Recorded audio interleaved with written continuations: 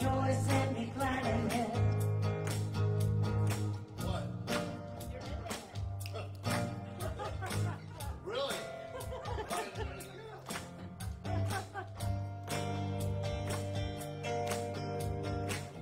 Yes, this is the day. It's time to fly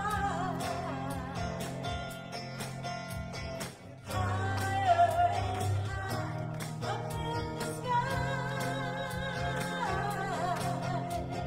This is the day that the Lord has made. I will rejoice and be glad in it. This is the day that the Lord has made. I will rejoice and be glad in it.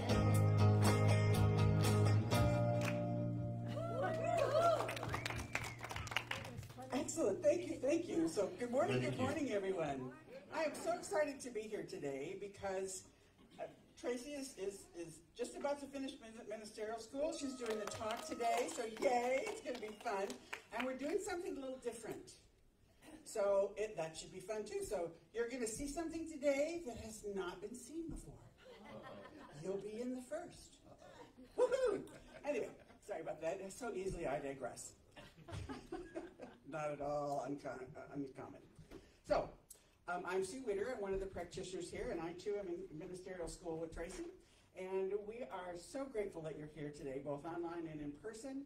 It's an important thing to honor your time that you commit to your spiritual practice.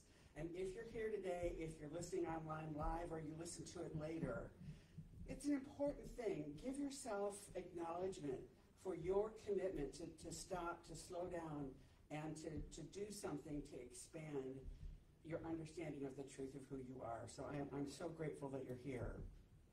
I'm going to have a couple of quick announcements. So next weekend is the women's retreat. It's going to be Tracey and Juliana Smith and I will be doing that, and it's from 10 to 3:30, and it should be a lot of fun. We always have fun when we get together, and the men can't let us outdo them. They're doing something that sounds delightful as well.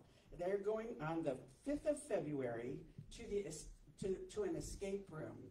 And that's kind of a cool thing where people come together and they have to figure out how they're posed with a lot of problems, and collectively you come up with solutions. So you guys need 4 people to come along, and just like we won't let them come next weekend, they won't let us come, but neither of us will hold that against each other.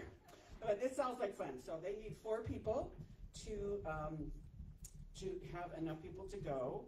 And so there's a sign-up sheet in the lobby for both events. And you can also email the office. Right, Cheryl, we can email you if somebody wants? Yes. So you can email the office if you want to sign up, because we need to know how many people are going to be where. So thank you. It should be fun. Both events should be a blast. And the office will be closed on Martin Luther King Day, which is coming up. And then our annual business meeting. The annual business meeting is an annual thing. We have to, hence the annual business meeting. I'm just batting 1,000 here today.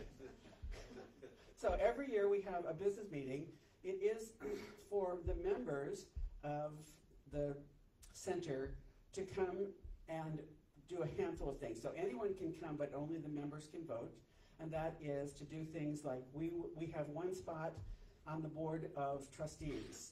So we will vote on a new member. Ed, do we have anybody who's up for renewal? Not yet. Excellent. So no reappointments. So if you're interested in being on the board, I will tell you personally, I've been on boards for 40 years at churches, and this is the most enjoyable board I have ever been on. It's people who love this center, who are committed to supporting it. So if that's something you'd like to engage in, you can contact me, Reverend Clyde, or Ed, and we will get you through the process. So let's see. It's supposed to be on the 20th of February, but it looks like we might need to reschedule it, so we'll let you know the date as soon as we know the date.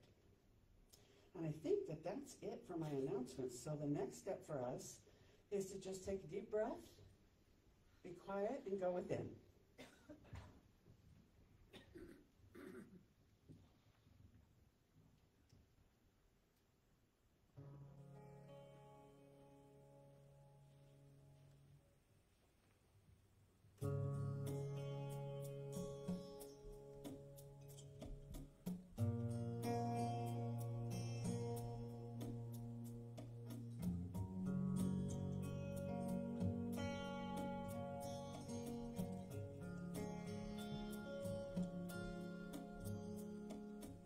I will make a quiet place within my heart. I will wait upon the Lord, wait upon the Lord. Be still, my soul, be still. Be still, my soul, be still. Be still and know.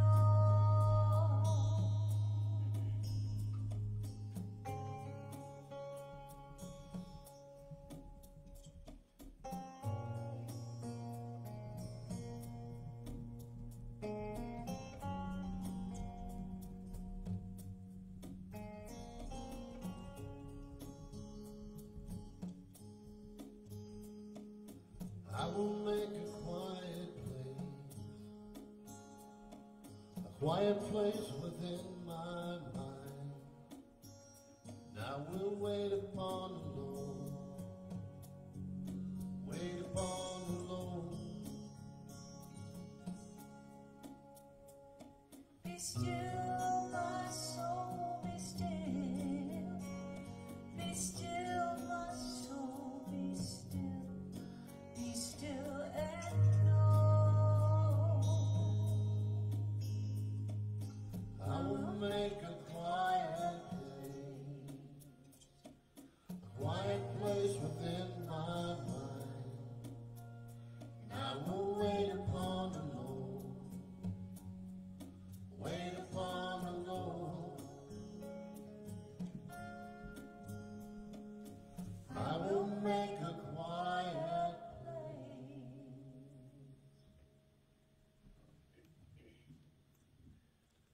Good morning. Right here, right now, in this sacred space, there's only God. Love, light, peace, serenity, health, abundance, prosperity, freedom, light. All there is. And each of us are individualizations of this spirit, this God. So each of us contain the spiritual DNA that God is. We are love, light, peace, beauty, prosperity, health. And God, as us, through us, shows up into the world. And we carry all of these things with us and show to the world.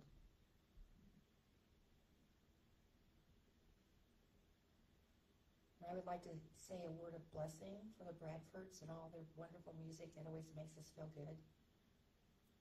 I'd like to say a prayer, a blessing for Reverend Karen, knowing that she is perfect, whole, and complete exactly where she is. I say a word of blessing for Tracey and all of her wonderfulness that she's going to share with us today, and Sue, knowing that this is going to be a perfect, whole, and complete service. And I just release this into law, knowing that it's already done, and together we say, and so it is.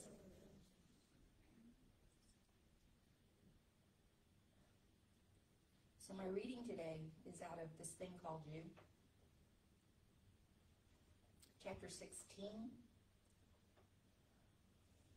As the artist weds himself to beauty and building the essence of, or spirit of beauty, that it may be transmitted to the canvas or awaken the cold marble to living form, you must wed yourself to love. You must be imbibed its spirit. This love is more than a sentiment. It is a deep sense of the underlying unity and beauty of all life, the goodness running through everything, the givingness of life to everything. Say, today I bestow the essence of love upon everything. Everyone shall be lovely to me. My soul meets the soul of the universe in everyone. Everything is beautiful. Everything is meaningful. This love is a healing power touching everything into wholeness, healing the wounds of experience with the divine balm. I know that this love essence is the very substance of life, the creative principle back of everything, flowing through my whole being, spiritual, emotional, mental, and physical. It flows in transcendence loveliness into my world of thought and form, ever renewing, vitalizing, bringing joy, harmony, and blessings to everything and everyone it touches. words to ponder. And so it is.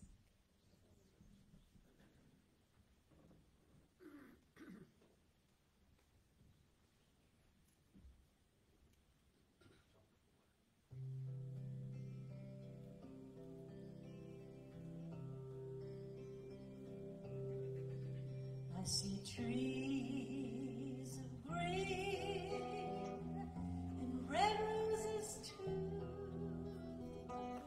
I see them bloom for me and for you. And I think to myself, what a wonderful world.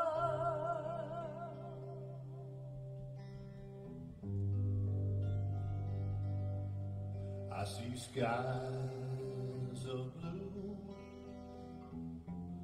clouds of white, the bright blessed day,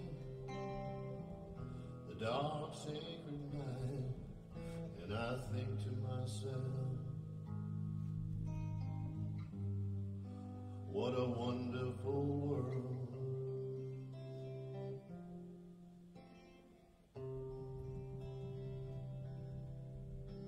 The colors of the rainbow, so pretty in the sky, are also on the faces of people going by.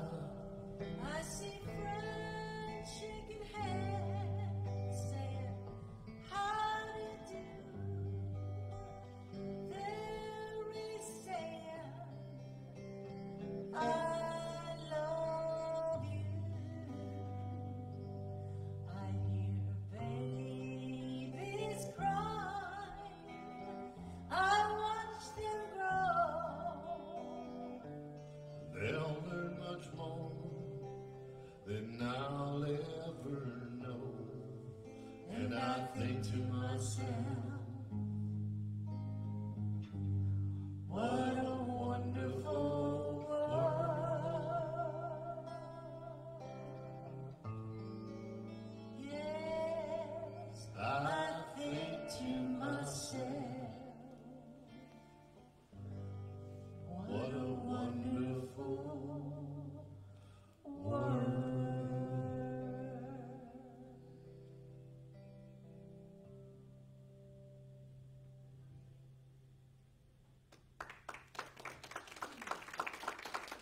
Thank you, folks. Thank you, that was beautiful. One of my favorite songs. Okay, before we begin today, I need, Miss Felicia, can you come up here, please? Yeah, come up here, please. Okay, we want to show you this gorgeous goddess. Look at it, come over here. And you know how they do on the red carpet? Can you just do a nice twirl for us? Doesn't she look beautiful today? She is a wonderful woman. Oh, you look so beautiful. Stunning. Stunning, stunning, stunning. You're welcome. Yes, we're doing it all different today. Good morning. It is indeed a wonderful world, and that is, I love when Spirit's idea is a good idea, and it's our idea. So today we're going to do something a little different. I came to Sue a while ago, and I was like, I want to have fun. I want to get to know you. I want to talk about what a wonderful world it is, and I also want to talk about how it can be difficult. And so the talk title today is Two Perspectives, One Truth. So we are going to have dialogue. We're going to move things around on the stage a little bit. But first, I got a joke, because I have a joke. I always have jokes. So, why did the duck fall down on the road? Don't know. He tripped on a quack. And we're going to quack you up today. That's our goal, is to quack you up today. And, oh, no pressure.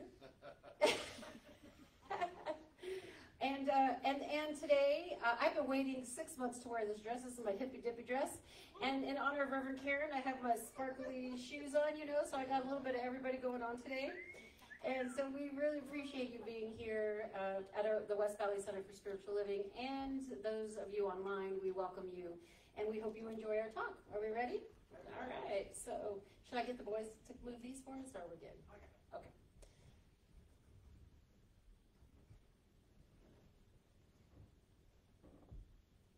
Let's see if we're lined up. And you can let us know if we're lined up with that camera. We'll move them up a little bit more. Extraneous stuff out of the way. There we go. Might need to be a little bit apart so we don't squawk with our microphones. Squawk A little other bit of ways improv. that The way, whole but- thing is improv, okay? Yeah, we are just kind of seeing what Spirit has for us today. And, you know, this idea for me was built on interpretation. Sue is my spiritual interpreter. I will come to her and go, you know, this happened, and I felt this kind of way, and man, I'm really mad. And she'll go, shame. I'm like, yeah, shame. You got it. You labeled it for me. Thank you. I can move forward with my life now. But my son is my movie interpreter. So I'll go, you know that movie with the guy that was in space that had the gray hat and the beard? And he'll go, no. And I'll go, okay, try again. Monty Python, you know that guy? And he'll go, beep, beep, beep, beep, beep, beep, out. And my daughter, music. You know the song that goes like this. So, you know, you get it, right? So I think often God places people in our lives to help us reconcile the outside so that we can spend more time on the inside. So I did find something that made me, that I wanted to read to you because I was perusing, my daughter posted this actually, and my daughter Candace and I thought, oh, this is so perfect. I really want to read this to Sue. So we'll start with this. Let me find it amongst my selfies. Okay. Say who you are. Really say it in your life and in your work. Tell someone out there who is lost, someone not yet born, someone who won't be born for 500 years. Your writing will be a record of your time. It can't help but be that. But more importantly, if you're honest about who you are, you'll help that person be less lonely in their world, because that person will recognize him or herself in you, and that will give them hope. That's what I feel when I'm talking to Sue. Oh, well, thank you. You're Thank you. welcome. She gives me hope, because sometimes we can feel really lost, and it feels like the world is coming down. I'm going to cry, right? Yeah, I know. You got two criers here. But the world feels like it's coming down on you, right? And this is a place of refuge. And I said to Sue, when I was moving through school, I didn't come to church a lot because it was very overwhelming for me. I discovered through school I have dyslexia. For those of you who know me, I probably have guessed I have ADD. But you know, it helped me come to terms with things that I struggled with when I was young. Why I felt different, why I felt so alone, why I couldn't get the math problem that everybody else got. And when I'm talking to Sue, I feel so normal. And she helps me to feel that where I'm at is perfectly okay. And that's what I love about our philosophy, is that when you come here, the goal is not only to get you in touch with your inner self, your deep abidance, your spirit, but it's also in your daily world to walk through life feeling like you are enough. That, you know, and that this is my passion about this. And Sue asked me what I was going to do, or, you know, we had this conversation of why I went to ministerial school, and it is, Sue answered this in a post about school, it's to help one person at a time. Now, I don't know that anybody really needs help, but I like to help one person at a time. But guidance, giving people hope that it really is okay, that all is well, is what Reverend Karen and Reverend Clyde and Reverend Sue, they've given me all these gifts. And as I traverse my own personality, I have become to see what truly gifts they are. So I have a question for you. Ask away. The one thing I don't know about you is, I know you've been in Science of Mind a long time, and but how long have you actually been in our philosophy, and when did that happen? How old? I mean, if you want to share, yeah. She's going to ask me how old I am. How old were you when you did, or how long ago? I don't know. Yeah. Yeah, So, you got it. I have been around there. I think there aren't that many of us left, actually, who started with the Terry Whitaker Ministries. a long time ago. So it was, however long ago, 40 plus years ago. And I was living in Orange County, California, and she was a big hit on TV. Robert Schuller was in Garden Grove, and I was already involved in going there, but Terry Cole Whitaker was just kind of this uniquely flamboyant and incredibly spot on for me, because it was about really understanding that I am not a victim of the world, that what has happened to me in the past does not have to define me, and that's one of the great messages, I think, from this philosophy. What my past is not the precedent for my future. And it was also a time of classes and workshops, EST and Landmark, and there were a handful of others. I don't even remember what they're called anymore. And I was a junkie for all of that. I went to every single solitary thing that was local, and some that weren't. And I still do that, truthfully. But the thing that was most profound for me was to understand that I am a choice. That no matter what my life looks like on the outside, in any given moment, the only person who can change is me. Sometimes I love that, and sometimes I hated that. Because there's a part of me that always wanted to go, it's you. If you would just behave, I would be okay. So it's one of those things that was both freeing and terrifying. Yeah. Because to be able to stand up and take accountability for yourself was really scary. But it was better than the alternative. And so I went through Terry Cole Whitaker and Robert Schuller and another church in San Diego. I drove from Irvine to San Diego for 5 years, at least. Yeah. And just sort of worked my way as things have changed. And no matter what I study, this has always been the spoke of my wheel. I have things that I go out and look at, but this is the core. So deepening that a little bit, because you know we got to go deeper. I just want to know, like for me, it was job loss, it was the feeling of not enough, it was there's got to be something more, it was, man, I cannot stand Tracey not one more moment. I need help to see hope. And that's what I found when I walked into Mile High. Like, there was so many concepts rattling around in my mind, law of attraction, there was Christianity, born again Christianity, all these beautiful spokes on the wheel that do serve wherever you're at on that path, and that's where you're at, that's perfect for you. That's the first thing that I would say. But was there a moment that drew you to that? Like, was there conflict in your family, within yourself? What? I think for me, it was really just this overwhelming sense that I'm not enough. In my family, I say this all the time, in my family, if we had a crest and a motto, it would say what you are is what you produce today. Unless it's a screw up, then it's on your card forever.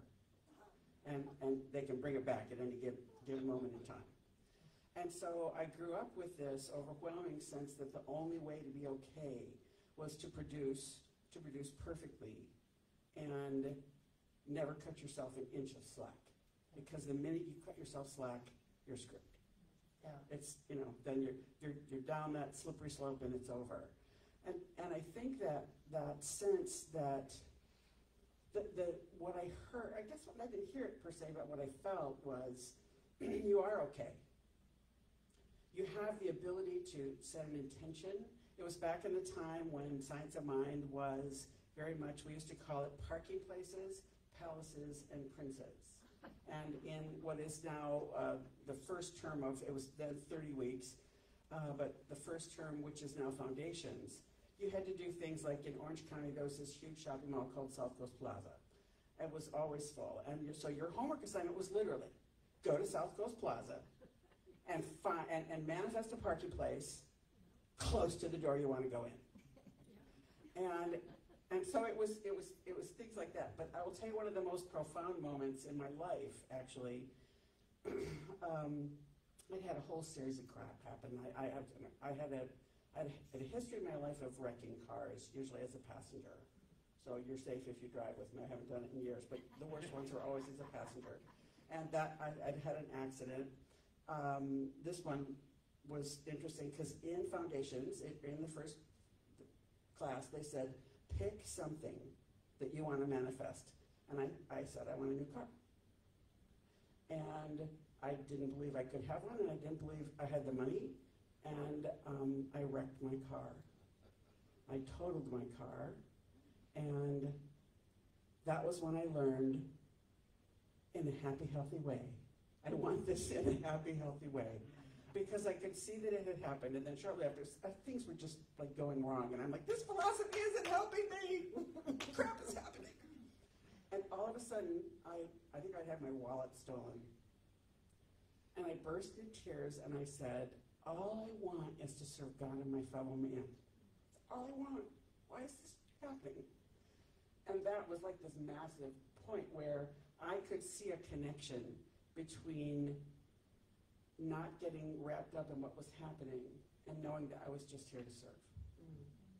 I really like that because, our relationship, we have discovered there's a lot of similarities. And it wasn't a love affair at first sight. It took a while because, I will take responsibility for not opening up and trusting very quickly. But what I've learned recently, we're really going back to principle, right? Oneness, and that there's a unity in all things, and that whatever you're going through, it is okay. We talked about this morning, that whatever you're going through, allow yourself to go through it, and to feel those feelings in your body. Because feelings, I've learned for me recently. I always laugh when I say recently because I'm 56, and I'm like, I see these beautiful young people in school, and I'm thinking, man, why didn't I know this at 26? But we get there when we get there. But what I love that I learned recently, in alignment to what you were saying, is that my new motto is to get up in the morning and say, I'm looking forward to. And I signed up for this, there's a person, you can Google this specific group, but it's called Holistic Healing. And she's a psychotherapist, but she does everything that we talk about in our philosophy. And the last class I took with her name is Dr. Nicole LaPera, is Connect to the Universe Within. And I was so fascinated with the advice that she was giving on a psychological level, because I often think, we have the world outside of us, our psychological self, and then the inner world. And for me, I was trying to always align the two, instead of letting the psychological world or the real world or the manifested world, see what it has for me, because I have come to the conclusion recently that it's all happening for my benefit to point me back home. And for me specifically, if it hurts, or if it's painful, because we do live on a planet hurling through space. Things are going to happen. But our philosophy gives us the tools to look at that in a proper way, to organize your thinking so that you can properly dismantle it, look at what's there for you, and then let the rest go, as they say, let the crowd go. Right? And I have to say, what I have learned is, rather than to say, let things go, I will say, I've taken this is what I've learned, but what I need to do with the rest is just put it on the shelf, because I may need to pull it down later. So that gives me a consciousness that says, whatever's left in this stuff, good stuff, bad stuff, in between stuff, whatever, I have picked up what is mine to learn right in this moment, but there's probably more, because there's more in everything. So my mantra will always become, put it up on the shelf, and when you need it, it'll be there, and if you don't need it, it'll just be in a dusty box. And I have a lot of dusty boxes. And so really one of the goals of this conversation is really to see that you can have two perspectives, but there really is one truth. And that we all have different conditioning. We all have different parents, family. We've framed our own world through our own eyes, through our own mind. And when we're coming into relationship with someone, we will often see the differences. We're trained, as you say, you talk a lot about the brain, that the brain is trained to see the negativity or the differences first. And I really believe in our world that kind of keeps us from getting to know one another in a great way. And that when we tend to our inner selves, our guard starts to fall, and then you allow yourself to fall in love with yourself. And you said to me in prac training a long time ago, I have this measure, and when people are not treating me so nicely or the way I feel like I want to be treated, I have to go and check this invisible meter of, because how am I treating myself in accordance with the way I allow other people to speak or treat me, which brings me to boundaries, you know. Always a hard one. Yeah, boundaries are so difficult. But for me, then, that conversation is about values. Do I value myself? Do I value myself? Because when I value myself, people would say to me, this person treats you different than he treats the rest of us. Why does he not treat you like he treats us? And my answer would be, because that's absolutely unacceptable in my world. In my consciousness, being treated poorly is not okay. And the minute that I started to have that interaction, I would stop and go, I am worth more than being treated this way. And literally, mid-sentence, he shifted, and people would go, how do you do that? Because, and it is, it's 800 classes. Yeah, that's right. 40 years. And I didn't get through to ministerial school until I was 67, so it all works out. But it is that. It is that. And I was having a conversation with a friend yesterday, and we were talking about, like in that quote, we were talking about authenticity and how authenticity for some people is scary. And I kind of am a what you see is what you get kind of person, and that scares some people. So yesterday, or the day before yesterday, Tracey and I were talking, and she said, I was scared of you.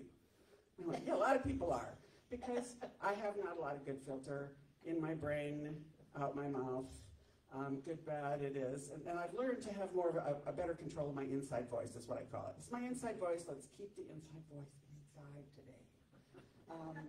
It was really hard because in COVID, and you were working at home, there was no filter. You could look at the screen on Zoom and go, and when I'm sitting at my desk now, I can't go without getting in trouble.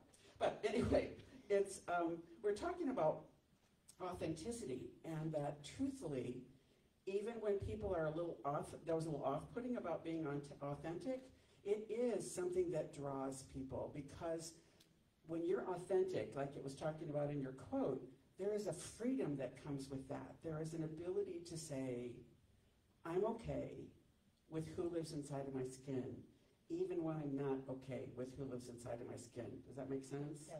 Because there's a lot of time that it's human. It's human to have things happen. It's human to respond in ways that when you think about it, you think I would have loved to respond differently. It's human to respond to the circumstances of life and not be your highest and best. But one of the toughest lessons I've learned in this philosophy is there's as much God in me when my hair is on fire, when I am less than pleasant to be around.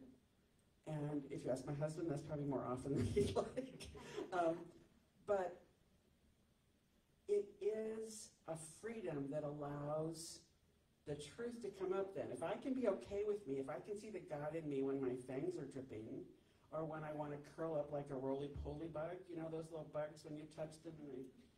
Because there are times I do that too. It's just like, people know that it's okay to be who they are.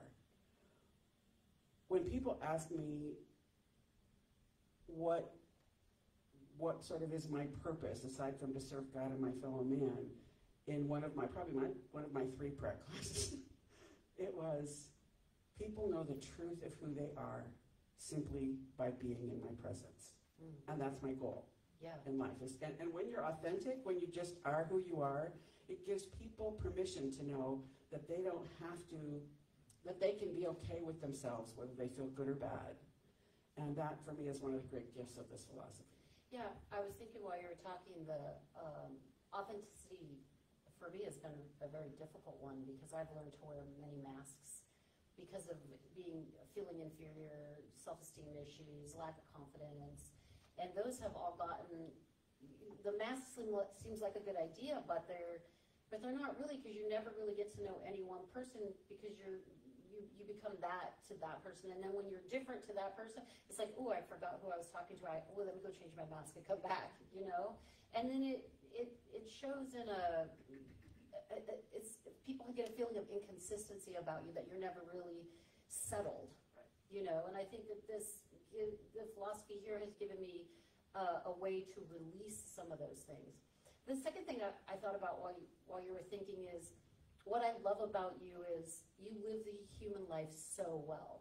You know that you give us permission, or you show me that it is okay to be in the world, and then I would add, but not of it, right? Because for me, the important thing is awakening, right? Waking up to my true self. And that can become so obsessive for me, not healthy, by the way, but so obsessive for me that I forget that it is that there is a duality to life, apparent duality, but not essentially a duality. There really is only one. But what I love about our relationship and what you help me do as a spiritual interpreter is like, hey, you have a husband, hey, you have children, hey, you're gonna mess up. And what are you doing to yourself by obsessively thinking about what you did wrong? Can you look at what you did right? Right? Can you change your lens or attention? I heard my teacher say today that whatever you give your attention to is what you're worshiping. And it just clicked in my mind, you know, you're giving it to anger, then you're giving it to sugar, you're giving it to sex, alcohol, drugs, whatever the case may be, and that's your power of choice, is to change your lens of attention. And then you can give your attention to what he would say, Ramana or God or the universal creator or whatever the case may be, that ultimately what you're suffering it frees your mind to allow that to dissipate and be released through your body and put in a dusty box on a shelf, as you would say. But we both are talking about the same things, we just have one way, we have two different ways of looking at it, and I think that it's lovely. This is what I love about seeing people now, is that everybody's expressing God through their life, through their conditioning, and it's just the great lie that you believe the conditioning more than you believe God. But for me, then it's important to also grab onto that, that even that's okay. Yeah. Right? Even that's okay. Yeah. That the times when I absolutely challenge and question everything, the times when I think, I don't know that I can get through this, that this event in my life is a little more than I can handle, that even that is, there's even God in that. That's And, everything, right? yeah, in everything. And when I finally got to the point where I could say, there's as much God in you when your hair's on fire and your fangs are dripping, or when you're a roly-poly bug and you refuse to come out, you'd rather stay in bed all day than not, or hide in your house, or eat, or do whatever, that there is as much God in you right at that moment as there is right now, when I have made a commitment to be as open as I can. And that's the great gift, to say, to be able to see, yes, there's a part of me that I'd like to change. My teacher that I've worked with for years and years said, it's not a question, try to look at it not as a question of right and wrong, good and bad, although you will, should or shouldn't, but the question is, do I like the outcome of this behavior, of this feeling, of this thought, of this action? And he said, that's the only question. Do I like the outcome? Do I like how I feel? Do I like what shows up in my life? Do I like the outcome? And it has made it, when I remember that, a pretty simple measure to say, oh, I was less than kind, and I don't like how that feels. I don't like me when I look in the mirror after I've been unkind. I don't like that outcome. Oh, just make a different choice.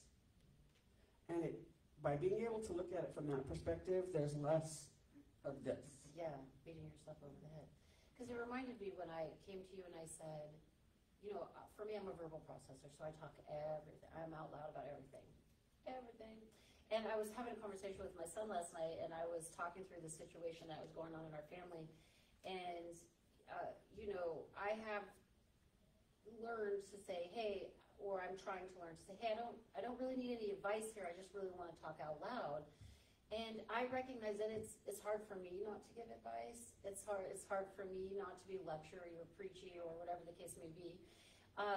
However, when learn to listen with a stillness, then what is known and what is not known is not known, right? Like you go into this place of a knowingness, and that the natural, whatever comes up for that person, you know, in life we should, I guess my point about this is that we should, when we're in relationship with someone, talking, moving through issues or concerns, because really my overall goal was, it's nice, spirituality is nice, but hey, we're living in this world, right? And how can our philosophy help us to move through this world and have a greater understanding or the deepening of your own inner nature, so that when you are so eventually you can go within and listen to that still small voice, help you to find your own way. We will always be in relationship, and it will always be nice to have a spiritual interpreter or a practitioner or a minister or someone to go to. But really the ultimate goal is to get in tune with that space within ourselves, so that we can be our own answer. Absolutely. Right. And it's, again, we've talked a lot about spiritual paradox, where it's not two doctors, it's the two opposite things that don't appear to be true can both be true at the same time. And so to have that, to be able to say, I'm okay just as I am, and gee, I'd like to be different. And to be able to have that, and to say, because I can do that for me, I can then do it for you. Yeah. So if your hair's on fire, if I step into a space of service, if I don't step into a space of service, I'm in trouble. But if I step into a space of service where I say, my job is to just listen, and more importantly, my job is to just love. That there is just this amazing thing that when I step aside and say, I'm going to let the divine flow through me, and the divine is love. And as long as I can sit and say, my only job here is to love you exactly the way you are in this moment, that's felt. And I think that just that experience of when you are going, wow, and whatever's going on in your life, to have someone just love you right there. Yeah. You're okay, because what happens for me is when I'm full of myself and things are going crazy, there's my inner voice says, if you really knew the truth about me, you would never speak to me again. You would probably never let me in the room. If you really understood. And that's when I'm busy being really hard on myself, right? Because that's what the inner voice frequently does. Which is why I love Kristen Neff's work. It's about self-compassion. But to be able to, how I learned a lot of it is to be able to say, to have someone who's safe in your life, and you make a deal with them to be a safe person. Like, we've had a deal with each other. Yeah. That you can say, this is the crazy going on. This is the crazy things that I'm saying to myself. Most of us, if we said out loud, if we heard that kind of discussion out loud with someone we love, we would go, don't you dare speak to my friend that way. Who do you think you are to be so awful? Yeah. And so to have someone who can hear that and still love you, that's one of the greatest gifts I've ever received in my life. Yeah, and I look at it as being present. Yeah. How can we be present for those in front of us and be a light of awareness so that they are not feeling judged during a chosen moment or a divine moment where two people come together, and that total ability to be authentic, to drop all fear. Because to me, the opposite of authenticity is fear, which to me, Ernest Holmes in general in this philosophy is really learning about fear, because fear is the great lie, right? It's the mind's job, it's the mind's work, it's the perpetrator, it's what Christians call Satan. It's really the thing that if we got quiet enough, we could ask ourselves a question. I love Oprah's book, you know, it's not so much what's going on, but what happened to you. What happened to you to make you believe you weren't enough? What happened to you to make you believe that you're inferior? What happened to you? Who did you believe that didn't feel enough about themselves that they perpetrated that lie against you and you believed it? And this philosophy is the undoing of that. And we need to be in relationship and community for that undoing. And then, the greatest thing for me, I talk to Fish about this all the time, is when we run into people that don't want you to be right about them, right? Like, they're hiding this thing, and you can see it, like a neon light, buzzing, and, and they're trying to hide it so deeply, but the more they hide it, the brighter it shines. And what we really want to do is to dim that part of you and let the truth shine through. And it's work, and everyone's on their own path. The other thing my teacher said this morning in satsang was that, everything on your path is for your betterment. And that's a hard pill to swallow.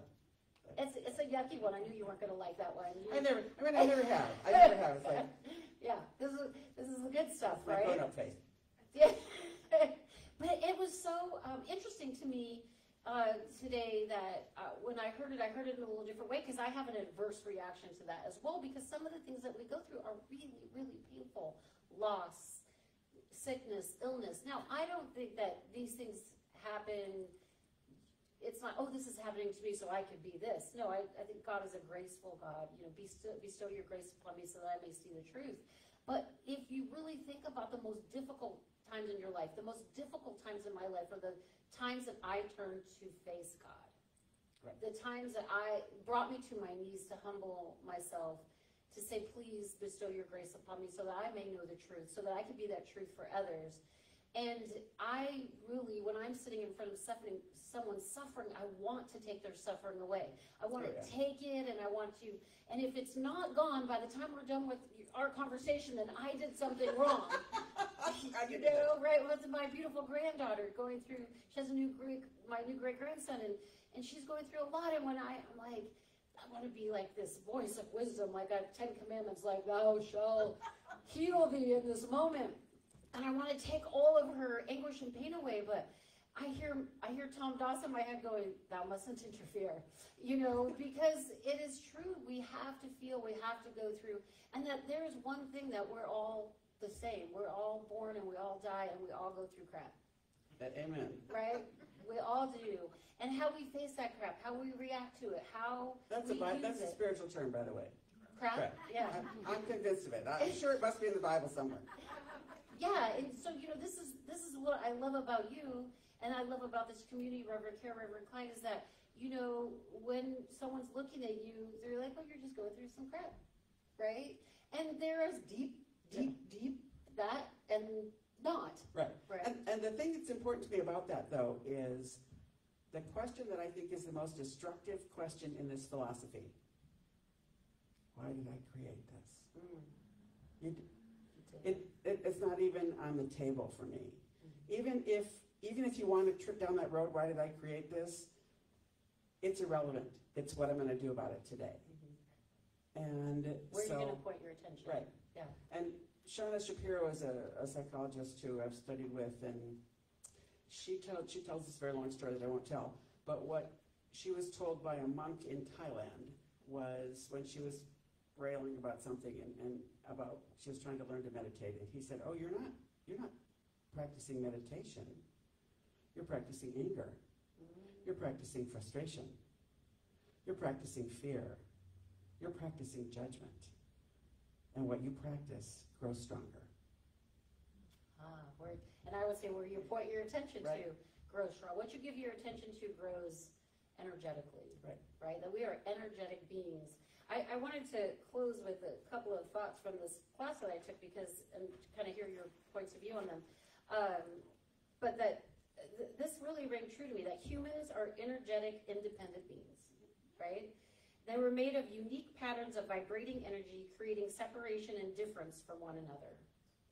We are connected to everyone and everything as energy interacts, connects, absorbs, communicates with other energies on Earth and the outer universe, like the sun, the moons, the planets. So we are energetic beings. We have an etheric body, and that there is one thing to be in a philosophy to help us navigate life, and there's another thing to be in tune with that inner dwelling, that energetic being, and that we must pay attention to who we're in company with. Will show a lot about where we are on our path. Now, I remember saying to Reverend Karen, but I gotta know why. I mean, it's such an old message I'm having. But we were talking about beliefs. Well, where did the belief come from? She's like, you don't need to know where it comes from. You can see it, like, right there. Reverend Sherwood would be just go home and look at your house, look at your life, look at your thoughts, and you can tell a lot about where you are and what you believe and what you're manifesting in your life. So it's not like you have to know what you believe. You can tell what you believe by what you get, right? It's out there. And so I think that, what I learned about, like, paying attention to the people that have things to say is that everything is a message. And that if you point your energy and attention to the question, God must respond in kind to move you forward on the path. And that those messages will get louder and louder and louder until you go, oh, there's the answer. Because sometimes we have an aversion to the people that show up to help us. Oh, I know I do. and just like my car accident story, always, when I'm in the middle of something painful and I'm afraid, I get that fear that I am so wrapped up in negative energetics that I have to say, this is what I want, and let it come to me in a happy, healthy way. And there are times that I will just say, go happy, healthy way, happy, healthy way, happy, healthy way. Because I have a tendency, I had a tendency in my life to have my lessons be painful. Yeah. And I've learned that my lessons can be joyful and happy rather than suffering. Yeah. Suffering happens, but it's still, when I'm in the middle, may I have this answer in a happy, healthy way? Yeah, I have a question to you about suffering. And then we'll get ready to wrap up. Yeah. But because I know we can talk like this forever, so we will shut up. We will not talk like this forever. We will wrap up. But I feel about suffering is, yes, it is something that's present. It's something that we all go through. But do you think suffering is avoidable? No. I think it's a part of the human condition. I think that we are in a human body, having a human experience, and I don't choose to live in a cave with no interaction with anyone. And I don't even know that people who live in a cave with no interaction with anyone can still be completely at peace. So Shauna Shapiro was the one that I learned, pain is a normal part of life. It happens. Stuff happens. Resistance is what causes suffering.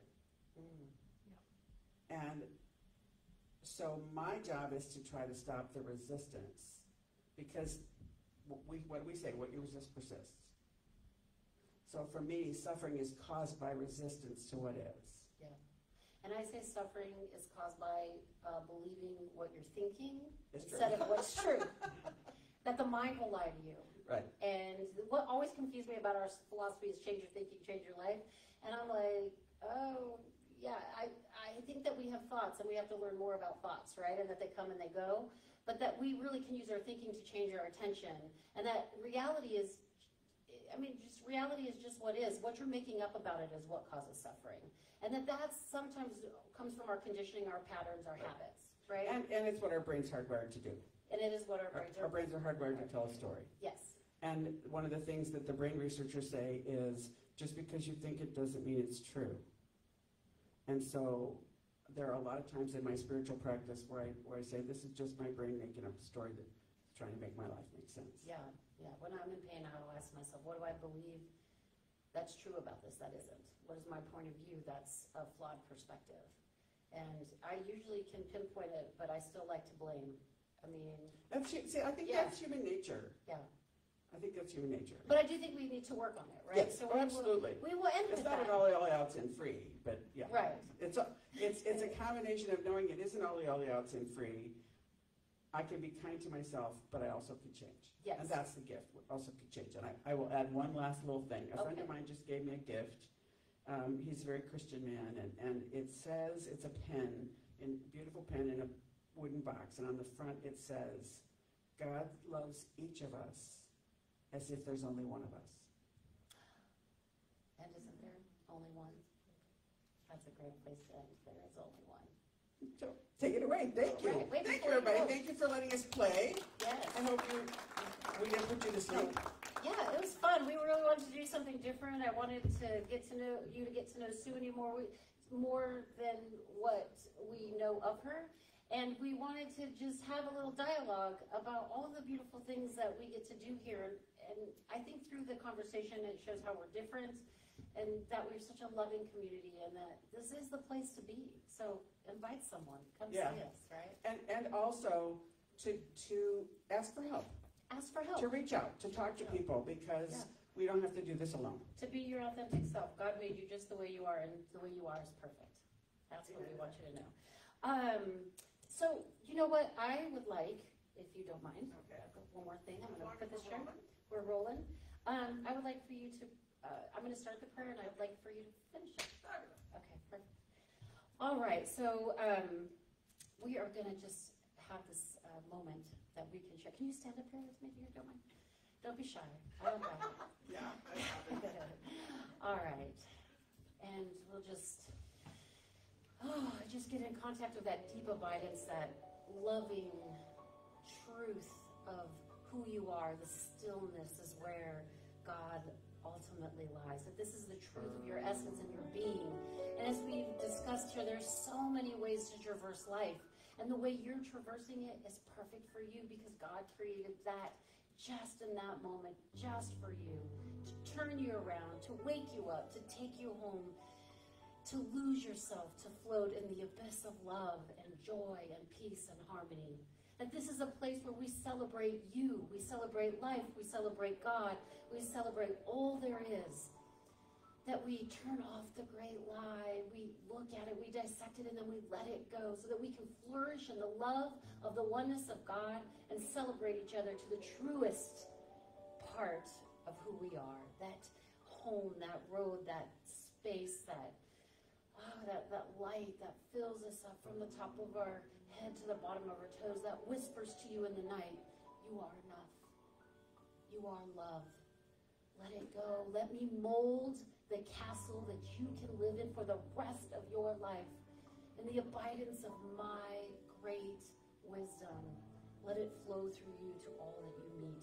And with these words, I pass them on to Sue so that she may add in addition to and close us out with the great amount of joy and love that she is. So I too know that this oneness, that this divine energy that lives and moves and has its being in, through, and as each of us is a great gift of life. It is a great gift to the world. And that we are a gift to the world. That because the universe, God, the divine, lives and moves, it has its being in, through, and as each of us. So as we go forward this week, we do so with that sense of enthusiasm and excitement, expectancy of good, and more good, because as we seek our good seeks us. And so as we do that, we do so with an open mind and open heart, with a willingness to see that we are exactly magnificent in every aspect of our being. So I give thanks for this time together. I give thanks for everyone who is here in person and online who watches sometime later, because each of us come together like facets of a jewel, like our Indra's net, to be able to simply love. So I release this with that sense of joy, gratitude, and expectancy, knowing that the universe has already said yes. And so it is. So it is. Thanks, everybody. Thank you. Thank you for letting us go on the road.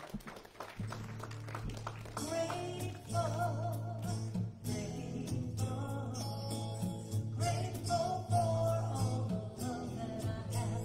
I am so grateful,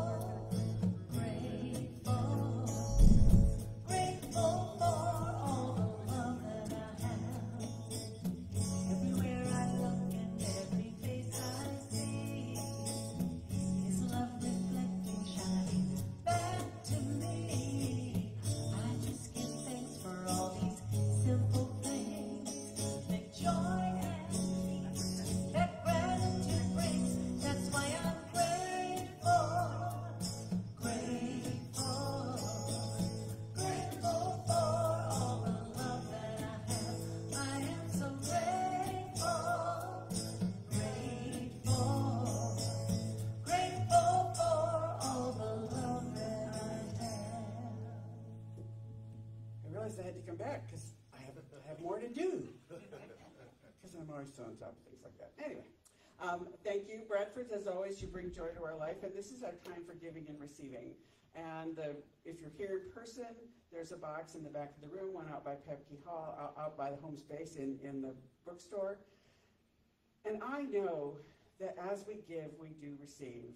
And that when we're spiritually fed, if we give to that place that spiritually feeds us, it expands our opportunity to grow.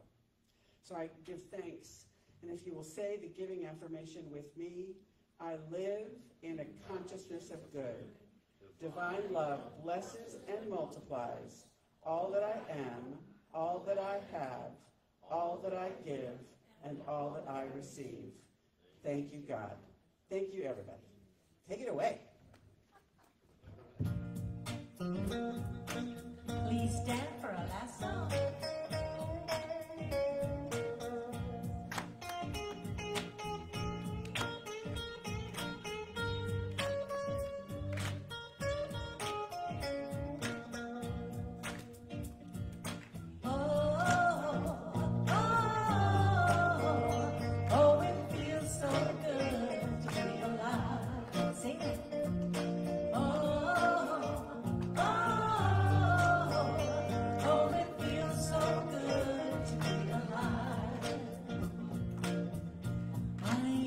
About my problems, I'm living now, I'm living now, and I ain't gonna worry about the future, I'm living now, I'm living now, so put your hands up if you feel like having a good time, put your hands up if you're sharing love with all, raise your cup if you're hopeful for tomorrow. Put your hands up if you're ready to have some fun. Sing it. Oh, oh, oh, oh, it feels so good to be alive. Oh, oh, oh, it feels so good to be alive. Feels good, don't it? Feels good, don't it? Only got one life, live in the moment. Feels good, don't it? Feels good, don't it? Only got one life, live in the moment. Feels good, don't it? Feels good, don't it? Only got one life, live in the moment. Feels good, don't it? Feels good, don't it? Only got one life, live. Oh, oh, oh, oh, it feels so good to be alive. Oh, oh, oh, it feels so good to be alive. One more time. Oh, oh, oh, it feels so good to be alive. I